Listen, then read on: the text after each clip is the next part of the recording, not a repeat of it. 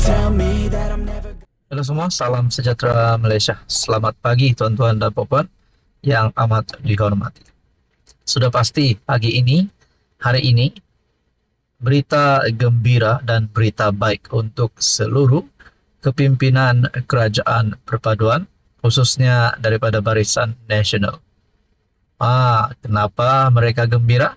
Disebabkan kemenangan terbaru bagi pilihan raya kecil Dun Nenggiri yang baru sahaja dimenangi oleh calon Barisan Nasional, yaitu Awi. Jadi saudara-saudara, ini membuktikan Barisan Nasional sekali lagi akan bangkit. Membuktikan Zahid Hamidi sebagai pengurus CBN telah menumpaskan calon daripada Perikatan Nasional. Saudara-saudara, ada yang kata pas tersungkur teruk.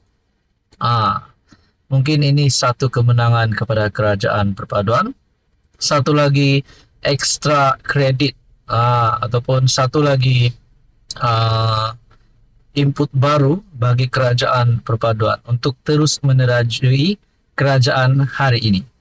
Jadi saudara-saudara yang amat dihormati, tuan-tuan dan puan, Datuk Seri Anwar Ibrahim sebagai Perdana Menteri hari ini yang memimpin kerajaan gabungan hari ini daripada PHBN.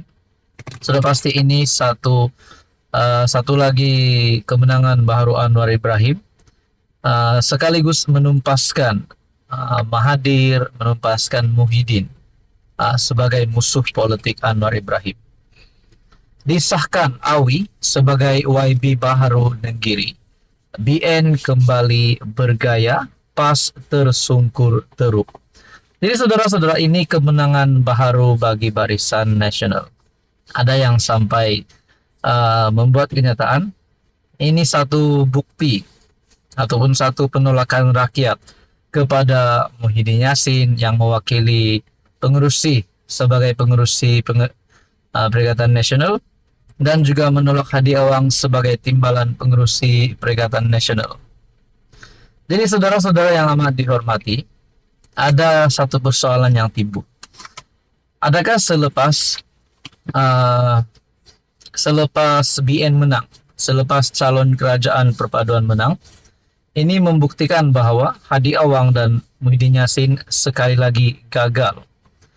Nah, persoalan yang paling kritikal adalah, adakah di mana-mana salah satu daripada Hadi Awang ataupun Muhyiddin Yassin sudah layak untuk letak jawatan? Kerana mereka baru saja mengalami kekalahan. Tapi kalau nak cakap kita mau suruh mereka tak jawatan, macam tidak relevan juga.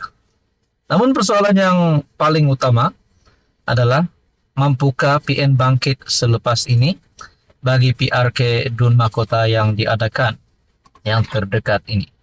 Jadi saudara-saudara, tuan-tuan, ini satu kemenangan terbaru Anwar Ibrahim. Dan ini pasti satu perkara yang mendukacitakan Muhyiddin Yassin. Disahkan PN tersungkur bagi pilihan raya kecil Dun Nenggiri. Calon BN Muhammad Azmawi yang mesra dipanggil Awi sah diangkat sebagai wakil rakyat.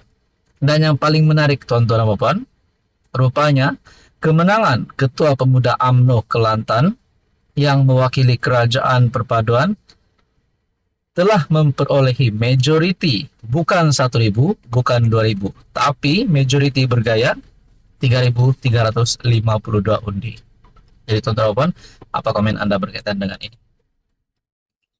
Halo semua, salam sejahtera Malaysia, tuan-tuan dan puan yang amat dihormati. Saudara-saudara, baru-baru ini kita dikejutkan dengan satu berita yang menyebutkan berkaitan dengan rombakan kabinet. Takkanlah nak rombak lagi. Akhirnya Datuk Seri Anwar Ibrahim, PMX, Perdana Menteri, ada membuat kenyataan berkaitan dengan rombakan kabinet ini. Beliau kata beliau tidak mendengarkan apa-apa tentang rombakan kabinet ini. Namun ada satu persoalan yang timbul. Dari mana kabar angin ini bermula? Kenapa tiba-tiba ada yang kata rombakan kabinet bakal dilakukan? mungkin itu hanya cadangan daripada netizen.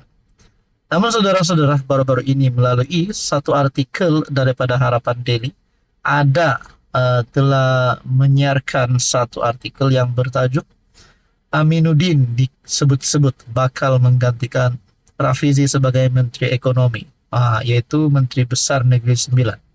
Itu pun menjadi persoalannya.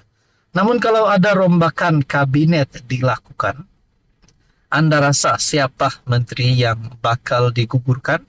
Siapa menteri yang bakal dipecat ataupun digantikan ke kementerian lain? Mungkin contohnya Menteri Ekonomi ditukar, Menteri KBS ditukar, Menteri yang kementerian yang dipegang oleh Saifuddin ditukar, dan banyaklah persoalan yang timbul. Jadi saudara-saudara, mungkin ada yang berkata sebelum ini, Hanayo sebagai yang memegang platform Kementerian Belia dan Sukan, mungkin beliau perlu ditukar. Ada yang bagi cadangan begitu, tapi ada juga berkata jangan tukar karena beliau menjalankan tugas dengan baik. Begitu juga Rafizi Ramli, begitu juga Mat Sabu, begitu juga Timbalan Perdana Menteri, dan banyak lagi sebenarnya. Biasalah, rakyat Malaysia pasti akan memberikan cadangan mereka.